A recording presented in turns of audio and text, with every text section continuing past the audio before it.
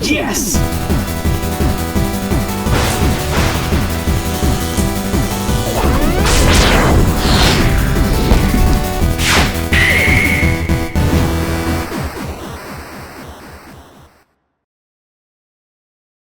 Hey everyone, and welcome back to another brand new episode of The Completionist.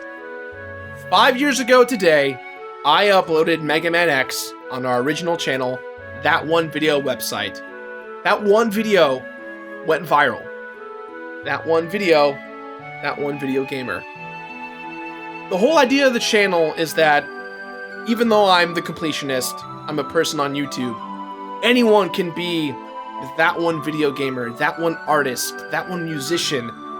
By being a part of a community, you can do anything. And that's all I've wanted to do this entire time, is foster an incredible, positive community. And in 5 years, I started so many channels, combined over 500,000 subscribers, and I have the best people in my life working around me. It's because of you guys at home. Every single one of you that likes a video, that comments, that shares, that tells their friends, that thinks I suck, that hates me. Thank you. Thank you for every single thing you guys have done. You've given me a life that I will never give up for anything in this world. And I cannot thank all of you enough. But more importantly, I can't thank my YouTube family enough.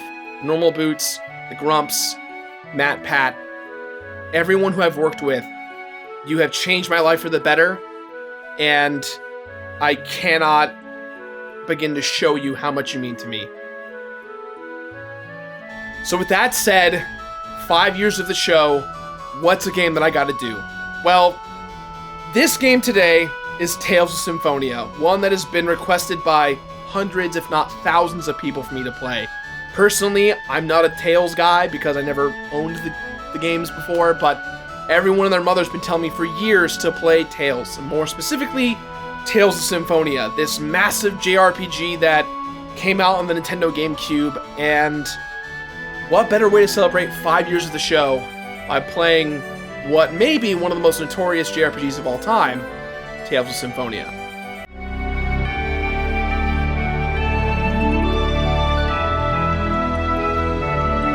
Look, I like RPGs as much as the next guy, but there's a big difference between playing one and completing one. It's unfortunate, but these days, if I'm not completing a game, then I probably don't have time for it. The video games have become work. You can practically taste the irony. The Tales series was just another casualty of my being too busy, even though they're some of the most popular JRPGs of all time. Seriously, all other JRPGs must answer to the holy triumvirate of Final Fantasy, Dragon Quest, and Tales. But now I'm making the time, and I'm very motivated because I'm not a little bitch. I'm not. Stop judging, haters. Sonic Fan 64, 2X, Cross Sora. Don't judge me. I'm not a little bitch.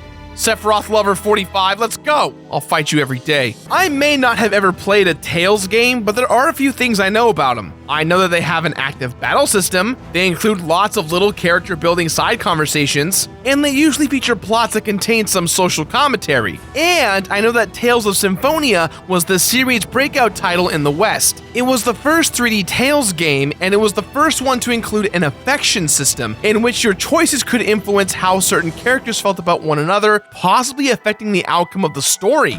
Since its release on the Nintendo GameCube in the USA in 2004, Tales of Symphonia has gone on to be one of the most successful and influential of all of the Tales games. And apparently it's influenced a lot of you guys out there, seeing as how many of you have been asking me to complete it for so many goddamn months. Well, I get it. I'm here. Message received. Stop writing me letters. Stop sending the games. I have so many copies of Tales of Symphonia that I use them as my coffee coasters.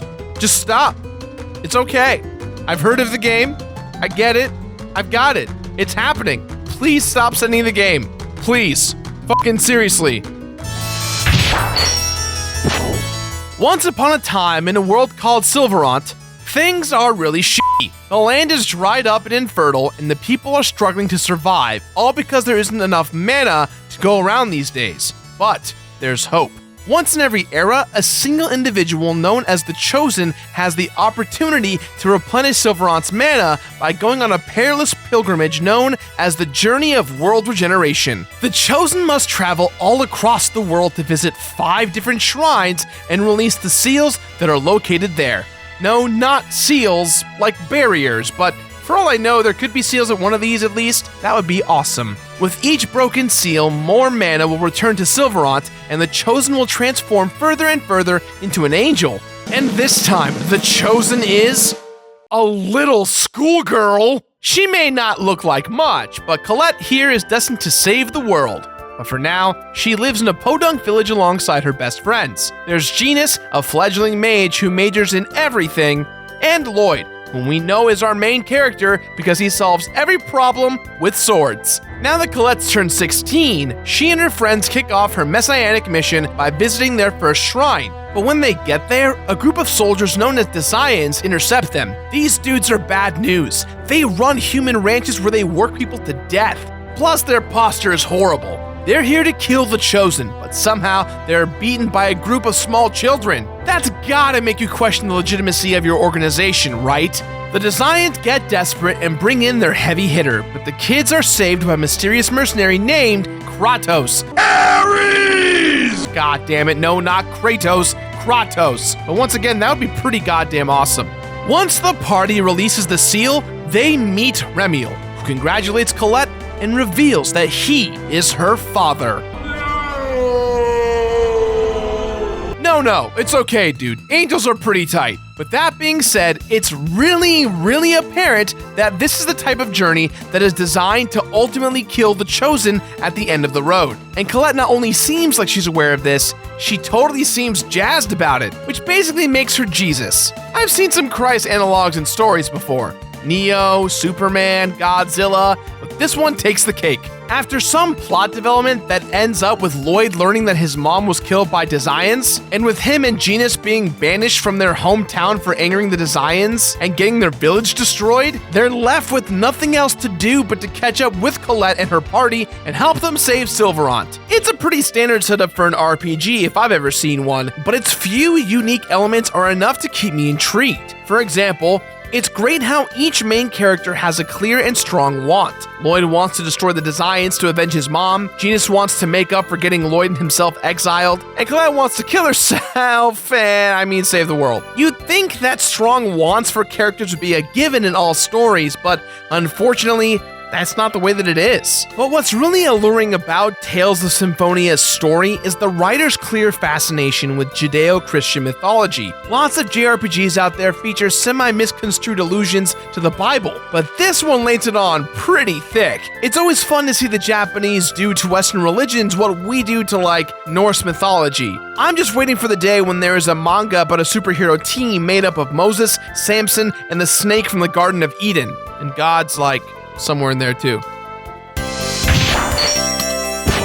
Grab some rice balls and your favorite body pillow because Tales of Symphonia is going to tell you an old-fashioned anime story. all JRPGs depend heavily on their narrative features to provide a worthwhile experience. But with the amount of care that Symphonia puts into building its characters and the amount of influence over the narrative that the game gives to the player, it really makes it stand out from the rest. Originally, I was worried, man, because when you've got a game with this many main characters, they'll all usually end up with one-dimensional personalities and less development than a fresh roll of film. But miraculously, all the important players in Symphonia's story possess strong, somewhat relatable desires that end up defining them. But don't get me wrong here, the characters may be compelling, but they're not complex in the slightest. These dudes ring the cliché trope bell extremely hard. Adventurous male sword-wielding main character that was once orphaned? Check. Diminutive, fiercely loyal, academically inclined sidekick? Double check. Reserved, moody, hyper-capable mentor? Affirmative. Young, hot-blooded female ninja with the youthful attitude that belies her mystical powers? Got him! The archetypes may not be new, but the way that Tales of Symphonia makes you feel about them is pretty fresh. The game also offers up not one, not two, but more than two ways that it tells its story. You've got your standard cutscenes, both with and without voice acting. You've got your occasional full animated anime sequence that must have eaten up a nice chunk of the budget. And then there's these brief interactions called skits that feature just the portraits of the main characters as they chat with each other. Now, there may be a whole lot of exposition and backstory to wade through, but a lot of it is actually optional. You'll often get prompts to press a button and initiate one of these scenes. But if you couldn't care less about the lecherous Lothario becoming valedictorian of his class, then feel free to ignore the hell out of that prompt. But if you're the type that simply cannot learn enough about these characters' personal lives, then the game's got you covered there too, fam. Even today, Tales of Symphonia's colorful environments and cel-shaded style makes it easy on the eyes. And while it can grow fairly repetitive, the soundtrack has a retro-sounding instrumentation that harkens back to the days of the Super NES RPGs. And even though the subject matter can get a little dark, the tone of the game manages to remain lighthearted. This dude may be getting stabbed to death, but look how cute the models are. Feel the pain. Yeah, feel the pain of being goddamn adorable. A lot of work went into crafting the world of Tales of Symphonia, and as a result, it's really enjoyable. But what's most impressive is that the developers had the foresight to know that some people will never care about that stuff, no matter how good it is. Take my word for it, being able to skip stuff is a blessing.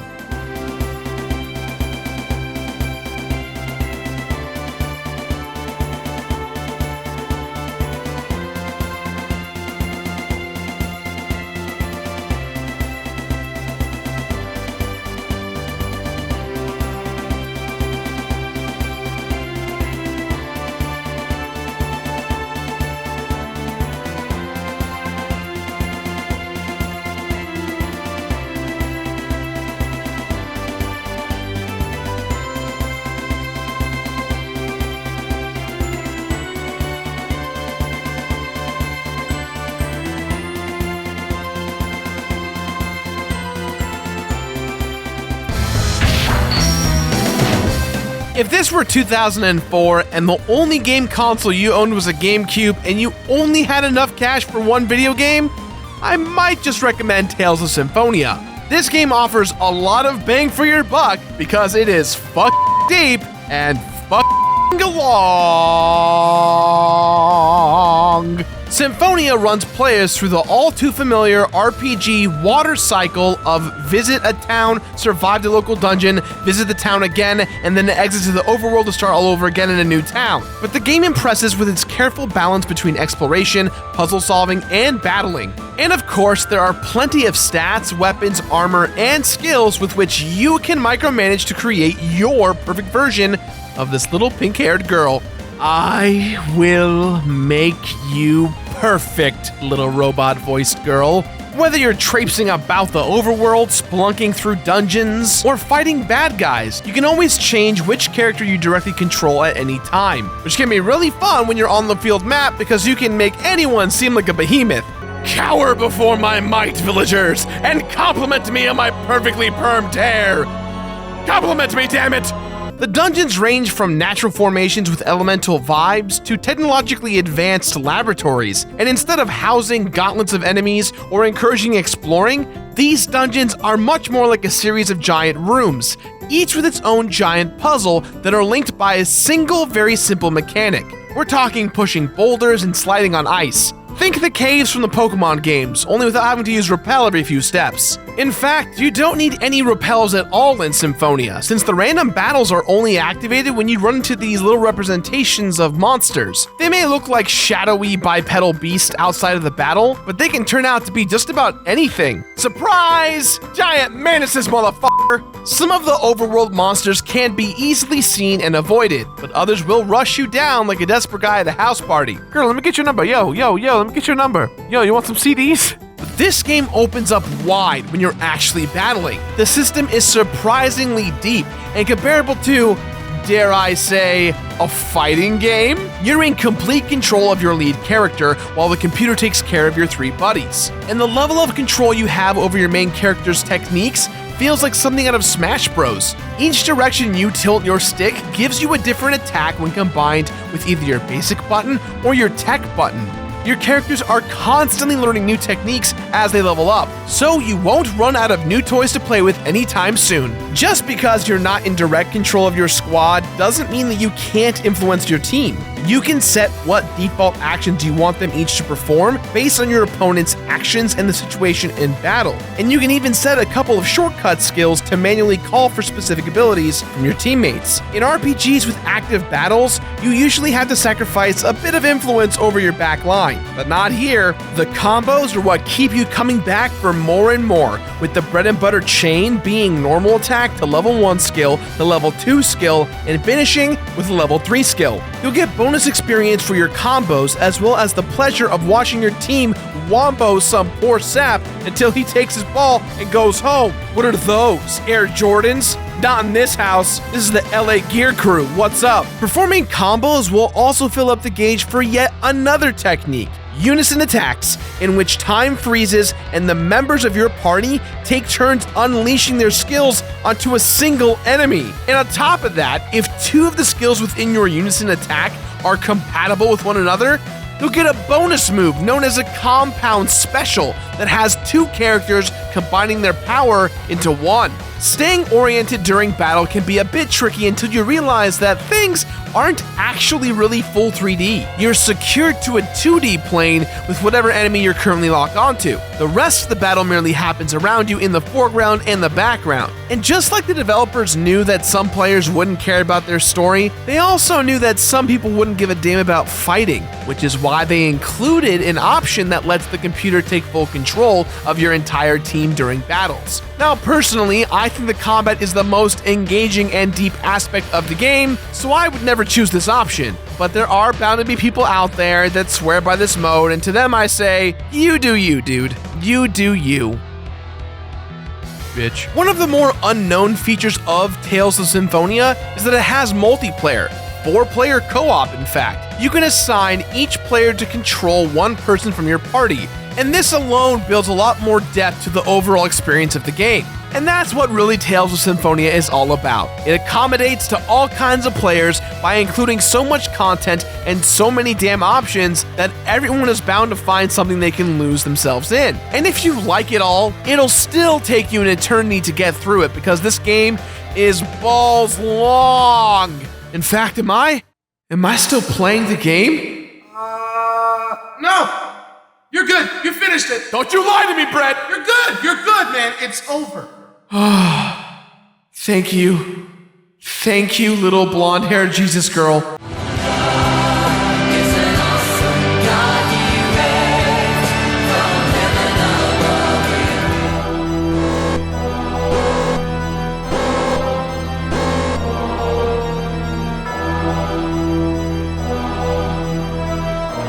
I simply refuse to recap every single plot twist that has happened since we last left off. This story has more turns than Rainbow Road. But here's the skinny on the stuff you need to know. Firstly, Remiel isn't actually Colette's father. You are not the father.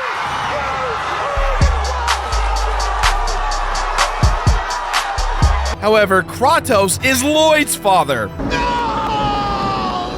Also, it turns out that the angels who were supposed to be protecting Sylvarant have actually been in cahoots with the Desians the whole time. You see, Sylvarant isn't quite as unique as we thought. There's another world out there known as Tetheala, and unlike Sylvarant, there's more than enough mana to go around. In Tetheala, they all eat spaghetti, shrimp, and steak. But Tetheala hasn't always had it good. For eons, the two worlds have been competing for the same mana resources in a tragic mystical game of tug of war. When one realm thrives, the other suffers, until that world's chosen completes the journey of world regeneration, restarting the cycle all over again. This perfectly vicious little system was the brainchild of the leader of the angels and the Desians, a powerful and ancient being known as Mythos Yggdrasil. Wait a minute, Yggdrasil? As in the mythical world tree of Norse legend? Dude, the Japanese are gonna try their hand at Norse mythology too?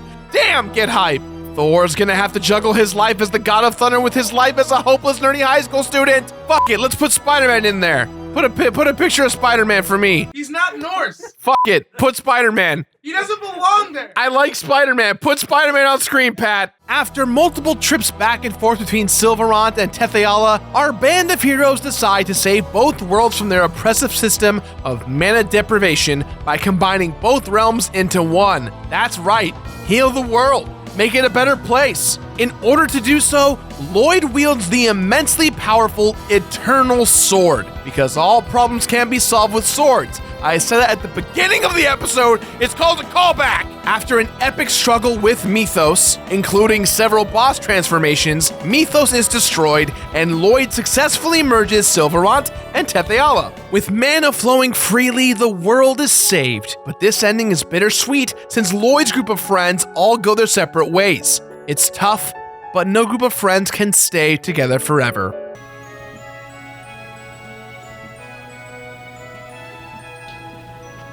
Hey guys, what's going on? Glad you can make it. For sure, dude. Great, so you're all fired. I want to eat what I want to eat, and I'm not a little bitch, okay? Great, goodbye, good night. Chris, fuck you, man.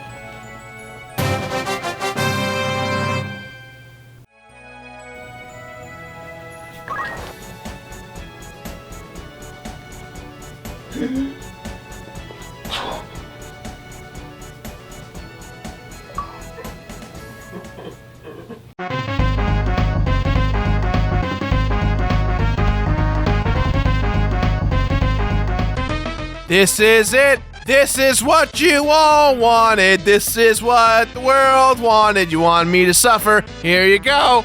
I'm suffering for you. Here we go. First things first. When you beat Tales of Symphonia for the very first time, you'll unlock Mania Mode, which increases the amount of damage you both take and dish out, as well as giving enemies a bigger pool of health. You'll also unlock the Grade Shop, in which you can purchase all kinds of game-breaking bonuses and extras for your subsequent playthroughs. God bless the Grade Shop, because completing this game requires you to finish it no less than 3 times. Certain items are only obtainable after multiple playthroughs, and there are 2 slightly different endings based on which character's affection for Lloyd is the highest towards the end of the game. Your choices throughout the game determine these affection levels, and the ending you get depends on which character you choose to talk to at the late game in. If you choose to go outside with Kratos, you get an item, then Zelos, the ladies' man of the group, will eventually betray the party, forcing them to kill him in battle. That's rough, man. If you choose to go outside with anyone other than Kratos, Zelos still betrays you, but this time it was just a ruse.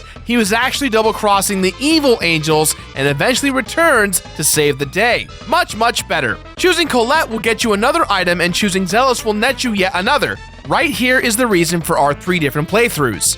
If you choose anyone else but these characters, you get absolutely nothing. If I had to do that, that would suck. However, in the PS3 version, it would require a minimum of 5 playthroughs knowing who to choose. But we didn't do the PS3 version because compared to this version, it kind of sucks. It runs at a 30 FPS, yet this game is 60 on the GameCube. Very, very weird. And from what I can tell, the Tales community really loves the GameCube version over the PS3 version, and I wanted to do right by them. There are also multiple costumes to unlock for each playable character. They are usually rewards for completing side quests and talking to the right NPCs at the right time. They may be purely cosmetic, but they're fun, and they sure make staring at the same characters for hours on end a lot more tolerable. But Tales of Symphonia becomes evil when it's time to start collecting things. Dear God, this game will not end. There are so many collectibles that it hurts, and they all revolve around titles. Titles are these cute little labels that you can put on your characters that buff them in various ways. The problem is that in order to get them all, you basically have to finish every single thing in the game. There are collectibles hidden behind other collectibles. I'll admit, some titles can be unlocked by doing simple things, like leveling up and watching skits, but too many of them are locked behind extremely tedious fetch quests. You get some for finishing a very long cooking quest, some are earned by completing runs in the Coliseum with each character, and others are gotten by opening every single treasure chest, encountering every enemy type of monster in the game, and collecting these little itty-bitty in-game figurines, of which there are hundreds! You even have to hit on every single female NPC in the game. I am not kidding. To top it all off, you get nothing for completing the game at all. This one actually surprised me since Symphonia is from an era where games usually rewarded players who put in the work. Tales of Symphonia may allow you to play it however way you like, but you can only complete it in one way, with lots of time, lots of patience, a few online guides, and just a little bit of self-loathing, okay? Just a little.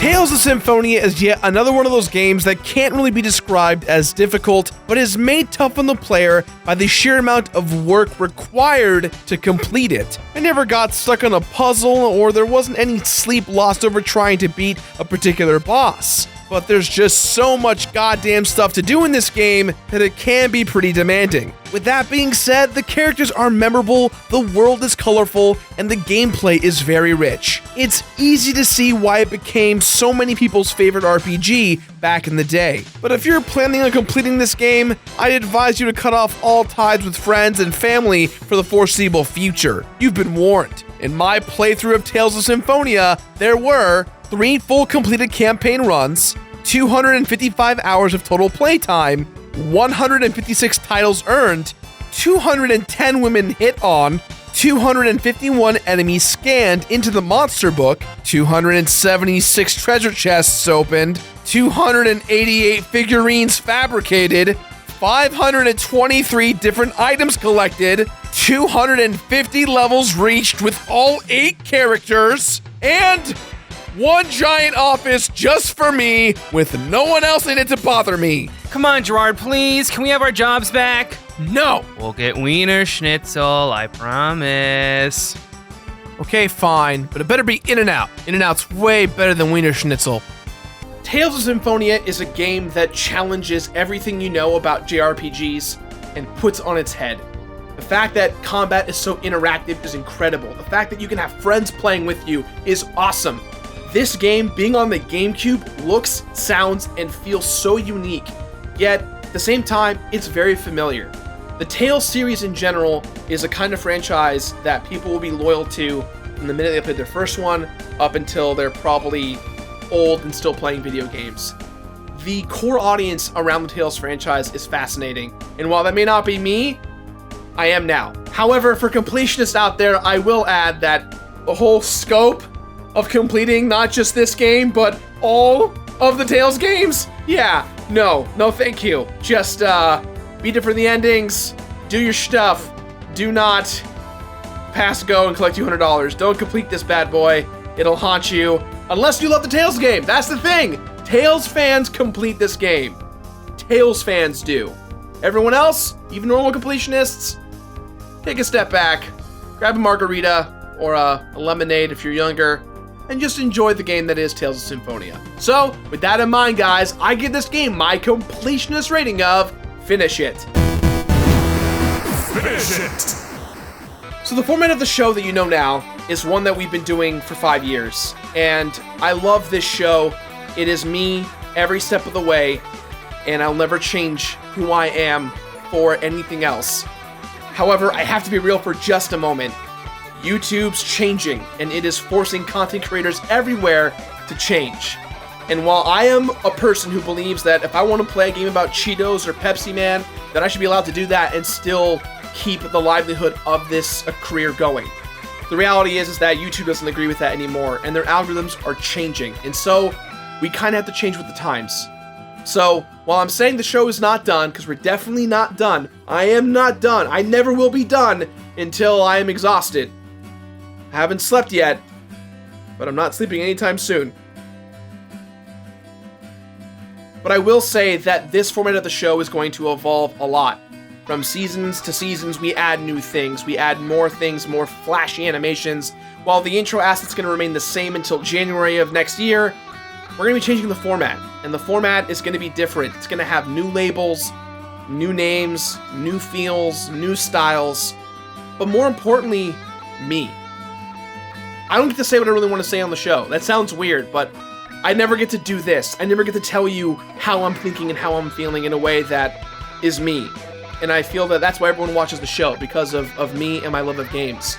And I want to be real with you. I want to cry with you. I want to get angry with you. I want to show you just how hard being the completionist is.